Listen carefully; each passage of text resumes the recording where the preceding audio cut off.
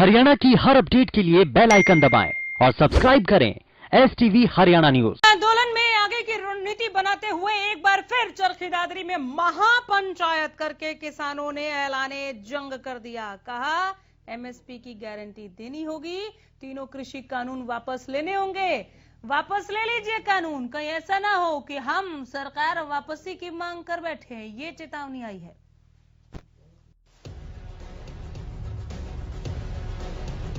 किसान आंदोलन के बीच सरकार और किसानों की तल्खियां खत्म होने का नाम नहीं ले रही हैं। 74 दिनों से जारी इस आंदोलन को किसानों ने आगे भी बरकरार रखने का फैसला लिया है और कहा है कि जब तक कृषि कानून वापस नहीं लिए जाते वो दिल्ली के बॉर्डरों से हटने वाले नहीं हैं। शनिवार को किसान नेता राकेश टिकैत ने भी बोल दिया कि सरकार के पास 2 अक्टूबर तक का समय है।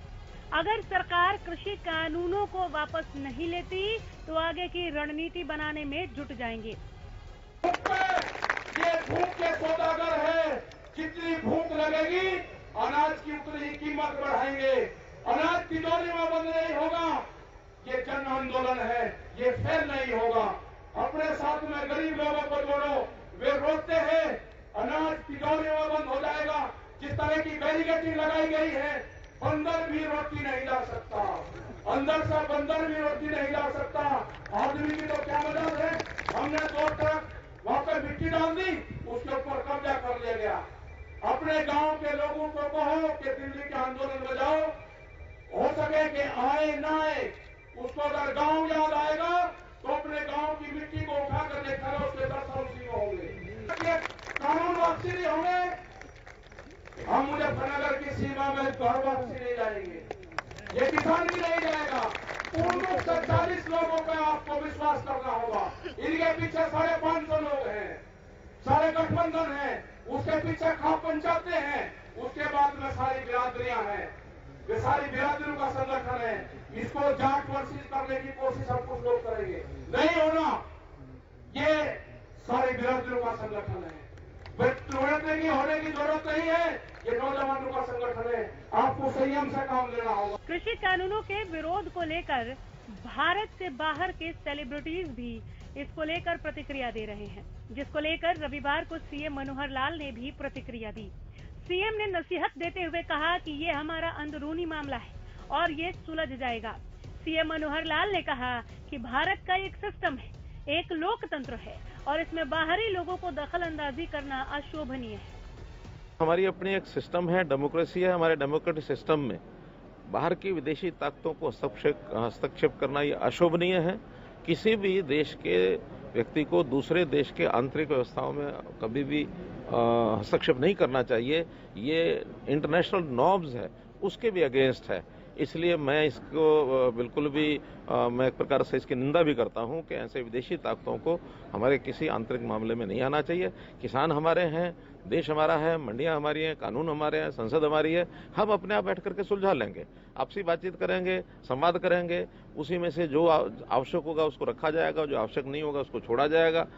उधर किसान और सरकार के बातचीत के न्योते को लेकर CM ने कहा कि PM ने खुद ये बात कही कि किसान उनसे महज एक कॉल दूर है और बातचीत ही इस विवाद का समाधान है। विषय चूंकि केंद्रीय कानून है, इसलिए केंद्र की टीम की ओर से ही जिनको अधिकृत किया जाएगा वही बातचीत में हिस्सा लेंगे। हमारे पहले दोनों मंत्री वो बातचीत में हिस्सा ले रहे थे, एग्रीकल्चर मंत्री थे और दूसरे हमारे पीयूष गोयल जो रेलवे मंत्री थे। अब प्रधानमंत्री जी ने स्वयं कहा है कि मैं एक कॉल की दूरी पर हूं, जब भी चाहे आके बातचीत कर सकते हैं और मैं समझता हूं बातचीत का रास्ता खुलेगा। इसमें प्रदेश का कोई विषय ऐसा है नहीं है। प्रदेश की ओर से हमने बार बार अपील भी की है और जो व्यक्तिगत तौर पर जो हमारे लोग जो जानकार हैं उनको हमने अपील भी की है, बातचीत की है व्यक्तिगत मिल करके, फोन करके कि इस विषय को सुलझाना चाहिए और मैं समझता हूँ जल्दी सुलझेगा।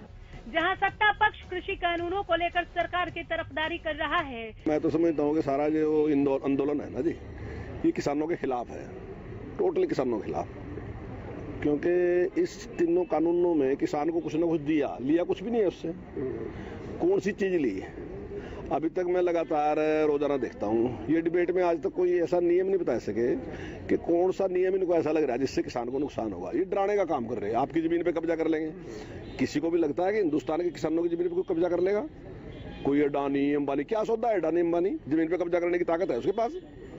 मतलब ऐसे ही लोगों को डर है, आपकी जमीन पे कब्जा कर लेंगे, सारी चीज स्टॉक हो जाएगी, उसके बाद ब्लैक हो जाएगी, आटा 200 रुपए किलो हो जाएगा, फलाना हो जाएगा। ये डराने का काम करे। तर्क नहीं, आज तक एक तर्क नहीं दे सके। मैंने यही बात कही कि भाई देखो, लोकतंत्र का जो प्राण है ना, वो संवाद है, डिस्कशन है।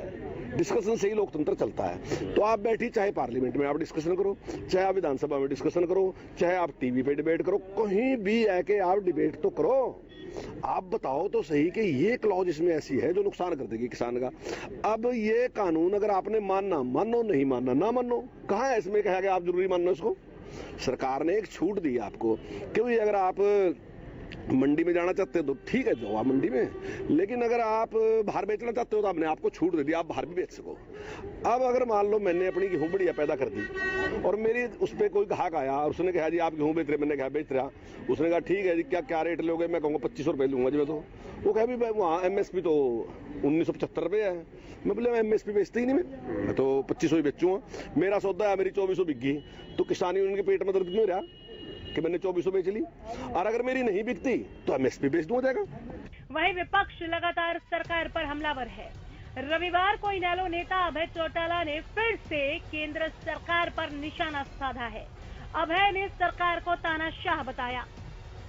देश के प्रधानमंत्री को मजबूर करेंगे इस बात के लिए कि आपने जो गलती करी है, आप उस गलती को एहसास करें, नए सिरे से नए कानून बना करके किसान को उसकी फसल के अच्छे दाम मिले, इसके लिए MSP का कानून बनाओ, कर्जा माफ करो किसान का, और उसके साथ स्वामीनाथन की रिपोर्ट को लागू। किसानों के साथ हूँ और तब तक किसानों की इस लड़ाई को लड़ूंगा जब तक किसान को न्याय नहीं मिले।